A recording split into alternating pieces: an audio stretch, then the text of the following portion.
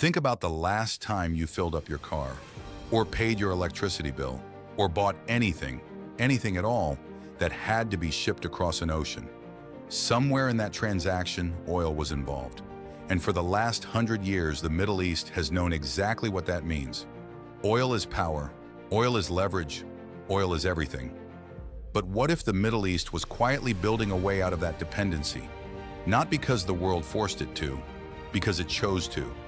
That is what IMEC is really about, and almost nobody is talking about it this way.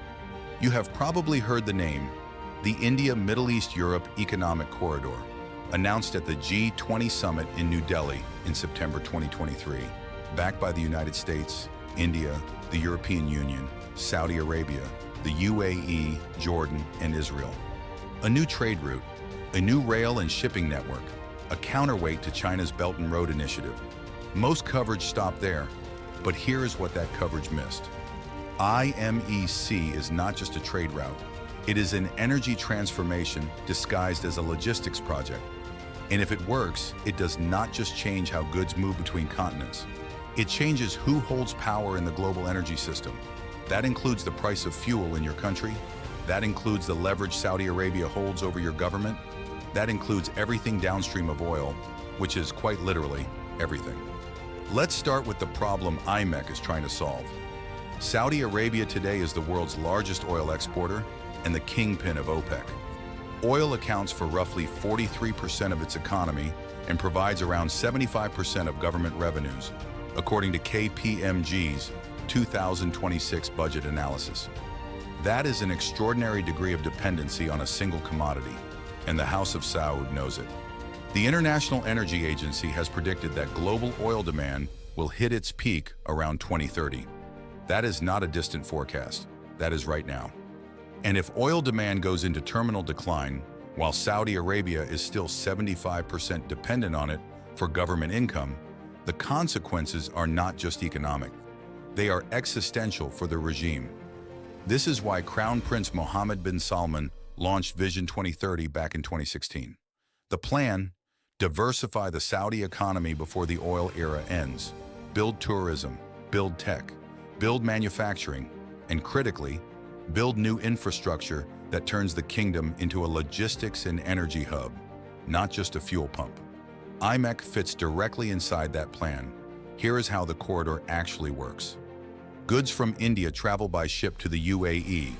From the UAE, they move by rail through Saudi Arabia, into Jordan, and then to Israel's port at Haifa, where they board ships again and head to Europe. The Observer Research Foundation noted in December 2025 that IMEC partners collectively account for over 1/3 of global trade in crude oil and petroleum products, and together represent 40% of the world's population and 50% of global GDP. This is not a small side project. This is a redesign of the global supply chain. But here's the part that changes the oil game specifically. Baked into the IMEC framework is an energy layer. Not just shipping containers, not just rail lines, pipelines, electricity interconnections, and most importantly, green hydrogen infrastructure. Green hydrogen is produced by using renewable energy, primarily solar, to split water into hydrogen and oxygen. The hydrogen can then be transported, stored, and burned as a clean fuel. No carbon, no oil required. And the Middle East, with its vast deserts and year-round solar irradiance, is one of the best places on Earth to produce it at scale. Saudi company ACW Power has already signed agreements to export renewable energy and green hydrogen to Europe. Frederick University's H20 research unit published an analysis showing that an IMEC electricity interconnection, a 3,730-kilometer transmission network linking solar assets in India, the UAE, and Saudi Arabia through Israel, Cyprus, and Greece into European markets, could deliver 100% renewable electricity at just $44 per megawatt hour. That is competitive with fossil fuels, and that corridor could generate 19.9 terawatt hours of clean electricity annually, with 13.4 terawatt hours flowing directly into EU markets. Read that again. Saudi Arabia selling clean energy to Europe, not oil, energy. For Europe, the stakes could not be higher. The EU has a stated target under its REPowerEU energy document to import 10 million tons of green hydrogen per year by 2030, combined with 10 million tons of domestic production. Europe desperately needs a clean, reliable, non-Russian energy supply. IMEC offers exactly that. The EU has concluded negotiations for a free trade agreement with India, and both the European Commission and individual member states like France and Italy have appointed dedicated IMEC envoys, with Italy positioning the port of Trieste and France positioning Marseille as IMEC entry points into Central Europe. Now let's talk about the counterintuitive twist. Here's what seems paradoxical on the surface. Saudi Arabia is the world's largest oil exporter. IMEC reduces global dependence on oil. So why is Saudi Arabia one of IMEC's biggest backers? Because Saudi Arabia understands something most people do not. The oil era is ending either way. The question is whether Saudi Arabia exits it with leverage or without it. If the kingdom can position itself as the world's leading exporter of green hydrogen and renewable energy, using the same geographic centrality that made it powerful during the oil era, it does not lose its seat at the table. It keeps it. The Israeli Institute for National Security Studies made this point explicitly in a 2026 analysis. IMEC does not give Gulf states a realistic alternative for exporting oil at large scale. What it gives them is a platform for economic diversification and a new export product entirely: clean energy. Saudi Arabia is not betting against oil because it wants to. It is betting on a post-oil identity because it has to. Vision 2030 has already made measurable progress toward this.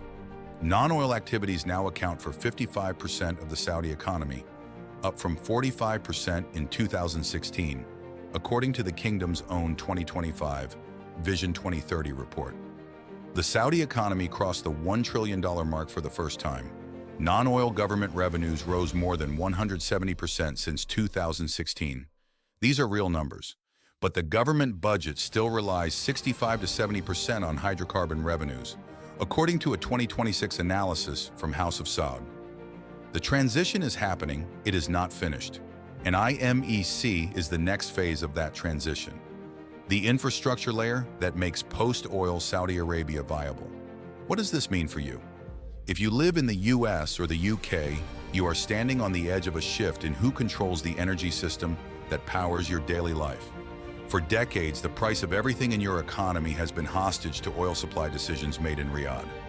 That is how OPEC works. That is how petrodollar recycling works.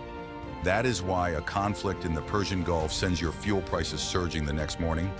A successful IMEC, one that actually delivers green hydrogen and renewable electricity from the Middle East to Europe, begins to break that chain. It means European energy markets have an alternative. It means Saudi Arabia has an incentive to build clean energy exports instead of simply managing oil output. It means the Hormuz Strait, through which about 25% of global maritime oil trade currently passes, and which has been under severe stress since an escalation involving Iran in early 2026, becomes slightly less of a choke point over your cost of living. It does not happen overnight. IMEC has real obstacles. The Israel-Hamas conflict severely slowed momentum from 2023. Technical and customs standards across multiple countries are misaligned. There is no unified authority to synchronize investment. And China has invested billions through state-owned banks in competing Gulf infrastructure through the Belt and Road. The UAE and Saudi Arabia are both BRI members, both BRICS invitees. They are hedging, not choosing. But here's the thing. The momentum in 2025 is the most real it has ever been. Trump called IMEC one of the greatest trade routes in history. Modi confirmed India's commitment during a Saudi state visit in April 2025. The first collective IMEC Sherpas meeting was held in France in May 2025. The EU-India Free Trade Agreement has been concluded.